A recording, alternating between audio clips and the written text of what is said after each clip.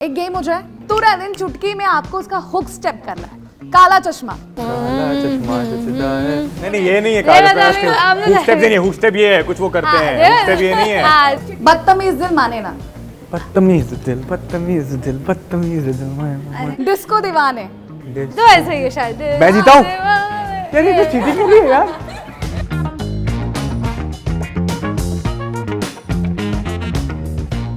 आज हमारे साथ टीटू अंबानी की स्टार कास्ट मौजूद है, लेकिन ये जो सिनेरियो जिस तरह से हम बैठे हुए हैं तो आप बस एक चीज कहेंगे ये देखकर, पति पत्नी और वो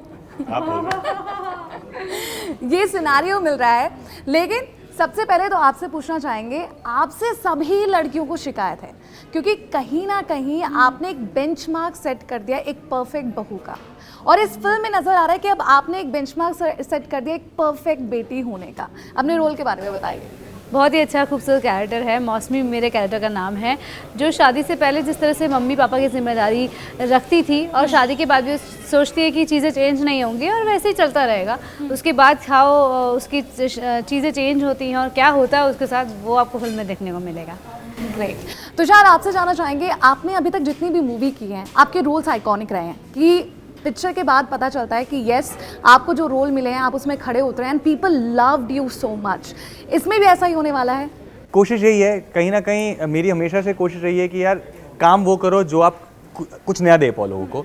और क्योंकि मैं समय देता हूँ कैरेक्टर्स को बनाने में और उसको प्रस्तुत करने में, इसलिए जब ये वाला रोल आया तो मुझे पता था कि इस किरदार में वो है जो मैं अपनी तरफ से कुछ नया कोशिश कर सकता हूँ लोगों को देने का। और जिस तरह से रोहित ने कहानी लिखी है वो कहानी अगेन मैं जो भी मैंने चीज़ें करी ना कहीं ऐसी कहानी है जो ऑडियंस थिएटर के बाद अपने घर तक लेके गई है अपने साथ। वो सिर्फ एंटरटेनमेंट की वैल्यू नहीं रही, उसके साथ साथ कुछ और भी किया है। तो जब ये कहानी पढ़ी तो मुझे पता इस कहानी में ना वो क्वालिटी वापस है जो कि आदमी सिर्फ थिएटर में देख के हंसेगा या रोएगा और नहीं जाएगा। वो कॉन्वर्जेशन बन सकती है अगर लोग उसको मौका दें और एक बार थिएटर पे आएँ। बिकॉज ये कहानी कहीं ना कहीं आज के लड़का लड़की की है, आज के समय की है। और जब मैंने पढ़ी तो मुझे लगा यार मैं रिलेट कर पा रहा हूँ, जबकि मेरी दुनिया रीटू की दुनिया से अलग है, तो हर कोई रिलेट कर सकता है। और I think I was enjoying the pressure on my shoulder with this film and this is definitely something that I think if people will give this film a chance they will not get disappointed. Rohit, आपसे जानना चाहेंगे, क्या आपके लिए Deepika ma'am lucky हैं? Is she lucky? Definitely. क्योंकि first जब आपने इनके साथ सीरियल किया 5 सालों तक ये चला, उसके बाद आई गेस इनके वजह से मूवी भी आपके हिट होने वाली है। करेक्ट बिल्कुल, आप बिल्कुल सही कह रहे हैं। जब से लाइफ में आई है ना तो सब बढ़िया ही हो रहा है। मतलब दियाबाती नंबर 1 हो गया, हमारा रिलेशनशिप स्टार्ट ही हुआ था और उसके 2 महीने बाद दियाबाती नंबर 1, तो वो पहला वो था। फिर उसके बाद नेक्स्ट ईयर मुझे बेस्ट डायरेक्टर का अवार्ड मिला। तो मतलब सब चीज़ बढ़िया ही हो रही है। तो डेफिनेटली मतलब क्या बोलते हैं, कुंडली में इनका साथ जुड़ना अच्छा है। तो जिस तरह से रियल लाइफ आपकी हिट है, रियल लाइफ भी हिट है। हाँ जी, बहुत बढ़िया। मतलब बेस्ट वाइफ और मतलब बेस्ट बहू, बेस्ट डॉटर, जो भी आप बोले वही है। हाँ, कभी कभार गुस्सा कर देती हैं, बट वो तो मुझे लगता है हर जगह होता है। अच्छा, तो ये आप दोनों के बीच में लेट्स सी कि कौन जीता है। आपको मैं बॉलीवुड के सॉन्ग्स बताऊंगी और तुरंत इन चुटकी में आपको उसका हुक स्टेप करना है। हुक स्टेप करना है, बाहर ना हो पाएगा। चल ट्राई करते हैं, बट बहुत मुश्किल है। बैठे बैठे रेडी? हाँ, बैठे बैठे। काला चश्मा। कर भी दिया। नहीं ये नहीं है काला चश्मा, हुक स्टेप नहीं है, हुक स्टेप ये है, कुछ वो करते हैं, हुक स्टेप ये नहीं है। तो क्या है? ऐसा कुछ है, थोड़ा सोचो। काला चश्मा दिखता है, मुझे याद नहीं। हाँ, कुछ ऐसा ही ऐसा कुछ है, ये नहीं है चश्मा। अरे दैट तो आई कैन डू। लो अब एक्चुअल बायस कौन है मुझे पता लग गया। बदतमीज दिल माने ना। बदतमीज दिल, बदतमीज दिल, बदतमीज दिल। या ही डिड इट। डिस्को दीवाने। तो ऐसे ही है शायद। मैं जीता हूँ यार, ये तो चीटिंग के लिए यार। She inspired. यही है, ऐसे ही। भाई somebody मैंने देखा ही नहीं। कजरारे। कजरारे तेरे आले गाले नैना। ओके, दोनों। वो गलत कर रही है, ये स्टेप।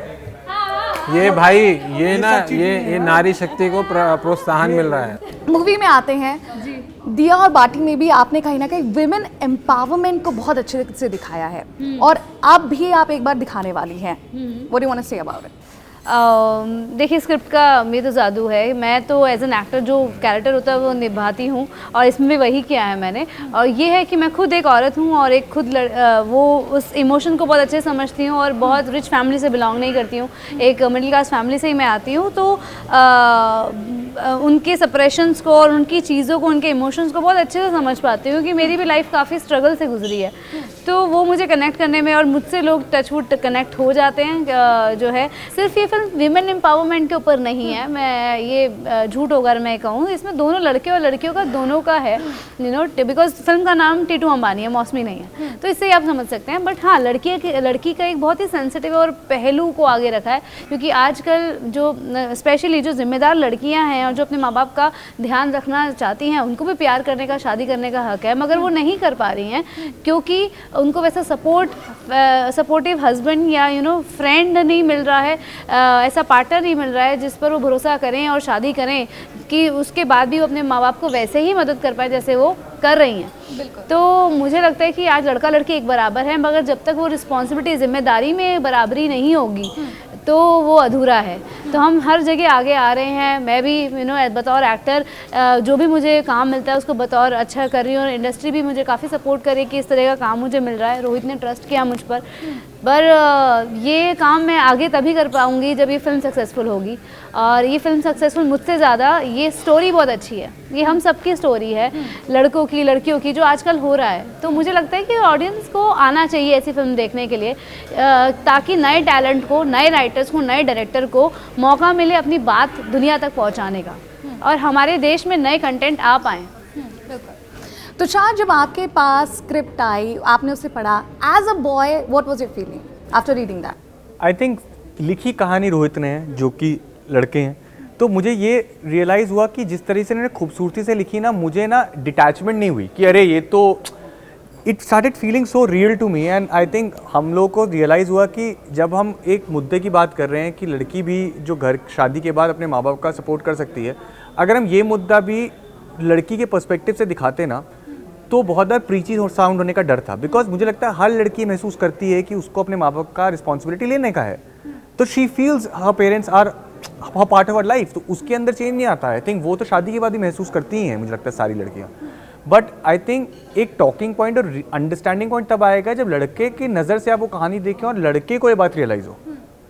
तो आई think it became very important when I was reading it, this is something that will be important for a conversation एक सोसाइटी के लिए। और उस लिहाज से जब आपका किरदार का एक जर्नी जाती है, तो obviously not just as an actor but as a human being, आपको लगता है कि यार ये कॉन्वर्जेशन बहुत ज़्यादा रियल है और बहुत ज़्यादा ज़रूरी है एक सोसाइटी के लिए। And luckily I come from a family where I have been always spoken about these things. And मैंने अपनी फैमिली में ज़्यादा ये देखा है कि being aware of what a girl would want and equality की, यार वो भी उतना पढ़ सकती है, वो भी अपनी डिसीजन ले सकती है। मेरे घर में ऐसी शादी भी हुई है जहाँ पे लड़के लड़की ने बताया है कि हम यहाँ शादी कर रहे हैं, और हम लोग सब शादी में गए मेरी बहन की, और एक शादी ऐसी हुई कि घर वालों ने डिसाइड किया। तो मेरे घर में वो इतना ज़्यादा इक्वल स्पेस रहा है ना कि जब I read it I said यार it's very important that it becomes a conversation. So I think it wasn't much of a thought. मेरे को स्क्रिप्ट पढ़नी थी मुद्दे के लिए और कहानी के लिए। कहानी स्क्रीन प्ले मुझे लगा हाँ ये बहुत अच्छा फ्लो कर रहा है और मुद्दा तो है ही, then it became no brainer to say कि क्यों नहीं मना करोगे आप ऐसी फिल्म को। बिल्कुल बिल्कुल। रोहित सर, जब आप इसे स्क्रिप्ट को लिख रहे थे, माइंड में क्या चल रहा था? डू यू थिंक आपने रियल लाइफ में ऐसे कुछ सिनेरियो देखे हो, that's why you wrote it? Correct. मैं मतलब इस स्क्रिप्ट से पहले जब ये थॉट आया था ना, तो मतलब सबसे पहले मेरे पास में मतलब इन 1 मंथ 3 बार मेरे सामने ऐसी 2-3 चीज़ें आई कि कुछ लड़कियां शादी नहीं कर रही हैं क्योंकि उनको ये डर है कि शादी के बाद उनके माँ बाप का ध्यान कौन रखेगा। मतलब और ये एक थॉट आया, मतलब एक से तो मैंने पूछा कि वो किसी से बात कर रहा था, फिर 15-20 दिन बाद सेम थॉट आया। फिर मेरे को पता चला मेरी ही फैमिली में मतलब एक हमारी बुआ जी हैं, उनकी 3 बेटियां हैं। अब वो तीनों अपनी अपनी जगह पे रहती हैं। अब उनकी तबीयत खराब हुई तो उनके लिए बहुत एफर्ट हो जाता है उनको छोड़ के आना। तो सोसाइटी ने ना मतलब इस प्रॉब्लम का कोई सॉल्यूशन नहीं रखा हुआ। मतलब ये तो रख दिया कि यार बेटी के घर का माँ बाप पानी नहीं पीते, लेकिन अगर फिर उन माँ बाप के लाइफ के लिए मतलब कोई सॉल्यूशन नहीं रखा हुआ जो प्रिविलेज बेटों को मिली हुई है। तो कहीं ना कहीं ये एक डिफरेंशिएट किया हुआ है, ऐसा थॉट मेरे मन में आया, जिस वजह से मैंने स्टोरी लिखनी शुरू करी। बट मैं बस बोलना चाहता हूँ कि लोग इस नज़र से ना देखें कि ये कहानी एक लड़की की जर्नी की है कि वो कैसे स्ट्रगल संभालती है परिवार का। That's a very important chunk that change. अभी ऐसा साउंड कर रहा है कि कहानी ऐसा है कि हम लड़की की ज़िंदगी देखने वाले हैं, बिकॉज लोगों को गलत ना इंप्रेशन मिले, मैं इसलिए बोल रहा हूँ, बिकॉज अभी ऐसा लगता है कि it's a society story of her basically. हाँ, और मतलब अब ये प्रॉब्लम है हमारे सामने ना कि लड़की अपनी फैमिली को हेल्प नहीं कर पाती, बट उस प्रॉब्लम की वजह क्या है? जहाँ वो शादी करके जाती है, तो चेंज किसको होना है? जहाँ वो शादी करके जाती है। तो जर्नी हस्बैंड की है कि मतलब वो इस बात को एक्सेप्ट करे कि जैसे एक लड़की आई है उसके घर पे, वो सबको अपना बना लेती है, भैया वो भी उसकी फैमिली को अपना बना ले, और वो जब डिफरेंस खत्म होगा तब मुझे लगता है कि एक चेंज आ सकता है। बिल्कुल बिल्कुल। मैम आपसे जानना चाहूँगी मैम, सीरियल में जब आप शूट कर रही थी as an actor, when you were shooting, उसकी प्रैक्टिस अलग थी, उसके आप रोल अपने आप को उस रोल में ढालने के लिए आप किसी और तरीके से प्रैक्टिस करती, फिर आप मूवी में आई, was it challenging? How you prepared yourself? देखिए मेरे लिए चैलेंज यही था कि लोग इसको जो मैंने काम कर दिया उस परसेप्शन से ना देखें। तो डेफिनेटली वहाँ भी मैं ही थी, यू नो, वो जो कैरेक्टर किया वो मैंने ही किया, तो अपने अंदर से नया कुछ निकालना वो एक चैलेंज था। और वो भी ऐसा कि जो यू नो, बिकॉज फिल्म का हम लोग ऑलरेडी, हमें टचवुड वर्कशॉप पहले हो चुकी थी, 17-18 दिन पहले स्क्रिप्ट पहले आ गई थी, तो एक ग्राफ पता था मुझे कैरेक्टर का।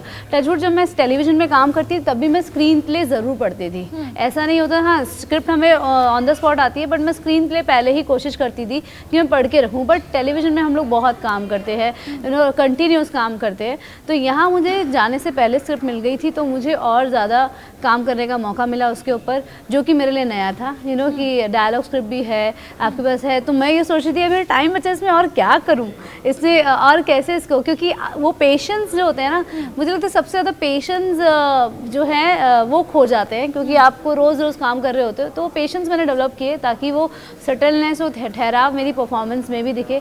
टचवुड मैंने वहाँ भी अच्छा काम ही किया है, इसलिए आज लोग मुझे प्यार भी करते हैं और अच्छा काम करने का मौका भी मिला।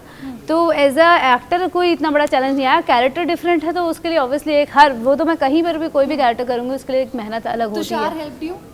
हाँ, देखिए ये एक्शन रिएक्शन तो देखिए तालमेल का ही काम है, एक्टिंग जो है, तो ऑब्वियसली इतने होनहार एक्टर थे तो काफ़ी काम आसान हो गया, तो इसलिए मेरे लिए बहुत मुश्किल नहीं रहा। रोहित, ऑन सेट आपको मुश्किल हो रही थी कि आपकी पत्नी वहाँ पर है, आपको उनकी सुननी पड़ रही थी, वो आपकी सुननी? कभी कभी मुश्किल नहीं होती काम में, शी इज़ वेरी प्रोफेशनल, मैं खुद बहुत प्रोफेशनल हूँ। मतलब अगर किसी को नहीं पता कि हम लोग हस्बैंड वाइफ है तो कोई जज भी नहीं कर सकता, ऐसा इन्होंने बोला था, मतलब है नहीं, करेक्ट, बिल्कुल। तो आई थिंक सबसे बड़ी बात है कि इन लोगों ने एक साथ इतना काम कर लिया और सक्सेसफुल काम कर लिया, और ऐसा नहीं कि एक फिल्म करी हो और 5 महीने काम किया हो, they have worked over years. So I think कहीं ना कहीं प्रोफेशनली इन्होंने वो स्पेस क्रिएट कर दिया है कि आप जब सेट पे होते हो तो आपको नहीं लगता, जैसे मुझे नहीं लगता था कि मैं दीपिका के साथ काम कर रहा हूँ और ये उनके हस्बैंड हैं, और क्या, I was an actor, she was an actor, he was a director, and I think जिस तरीके से वो मुझसे बात कर रहे हैं उसी तरीके से इनसे बात करते हैं। इनफैक्ट प्रपोजिशन में भी चेंज नहीं आता है, तो ऐसा नहीं करे सुनो, कुछ चेंज नहीं होता। I think the way he would talk to me, यार तुषार लिसन, दीपिका सुनो, उतना ही था। तो आई रियली फील जिसको नहीं पता है, अभी भी जिसको सेट पे नहीं पता होगा उसको शायद पता लगेगा कि ये शादीशुदा है। नहीं, मैं सच में कह रहा हूँ। तो आई थिंक वो तो इन लोगों ने इतना तालमेल बना लिया है कि दूसरा कोई अनकंफर्टेबल हो ही नहीं सकता, बिकॉज उसको पता नहीं होता, वरना हो सकता है अनकंफर्टेबल, सोचो। और मैं भी सेट पे रोहित को सर ही बोलती हूँ, क्योंकि वो रिस्पेक्ट है उनकी, क्योंकि मैंने उनसे शुरू से उनके साथ काम किया और मैं सर ही बोलती आई हूँ। तो वो तो आप लोगों के सामने अब जाके मैंने बोलना शुरू किया है। इनफैक्ट आई थिंक 2017 में मैं रोहित बोलना शुरू किया था। तुषार, सो फार बॉलीवुड में आपकी जर्नी कैसी रही है? क्योंकि एक साइड रोल से now you are an actor. See, actor तो हमेशा से था और हीरो ऑफ द फिल्म। हाँ, नहीं, I get it, but the thing is for me there is no difference when I approach the film. अगर मैंने फिल्म में काम किया तो इसमें मैंने उतनी मेहनत करी जितनी मेहनत मैंने किसी और फिल्म में करी होगी, तो मुझे नहीं लगता मेरी तरफ से मेहनत कम है। तो only change that happens is responsibility बढ़ जाती है। जिस सीन में मैं नहीं हूँ उसमें भी मेरी रिस्पॉन्सिबिलिटी है इस फिल्म में, two kind of support in however way I have. And when it comes to, पता नहीं हीरो और non hero, I don't know, because Chhichhore भी आप देखेंगे तो 6 लोग पोस्टर में थे। So I don't think even the maker thought of this film to be somebody else and somebody else not. I think that's how you approach a film. You approach it with the characters, और for Aashram it was never meant to be a such an important role, but जब वो बन के आया तो वो it came across after chapter 1 and 2 people start talking कि यार ये तो बहुत सेंट्रल कैरेक्टर है। तो मुझे नहीं पता ये डिस्टिंक्शन कैसे लूँ, मुझे इतना पता है कि मेरी रिस्पॉन्सिबिलिटी फिल्म के प्रति थोड़ी डिफरेंट हो गई थी, बट अप्रोच सारी जगह से, मैं मेरी अगली फिल्म है उसमें भी इतनी मेहनत है, इतनी इस फिल्म में मेहनत है, तो I don't know how to say, but I just feel its journey is just going up, but the responsibility and the pressure is the same. नया टॉपिक है, न्यू टैलेंट है, आपको ज़रूर देखनी चाहिए। और जिस तरह से तुषार और दीपिका ने बताया कि डिनर टेबल पे जल्द ही आप इस पिक्चर को देखने के बाद अपने परिवार वालों से ज़रूर बात करेंगे, क्योंकि कुछ मुद्दा जो है लोग नहीं बात करते हैं, हेजिटेट करते हैं, लेकिन ये फिल्म देखने के बाद ज़रूर करेंगे।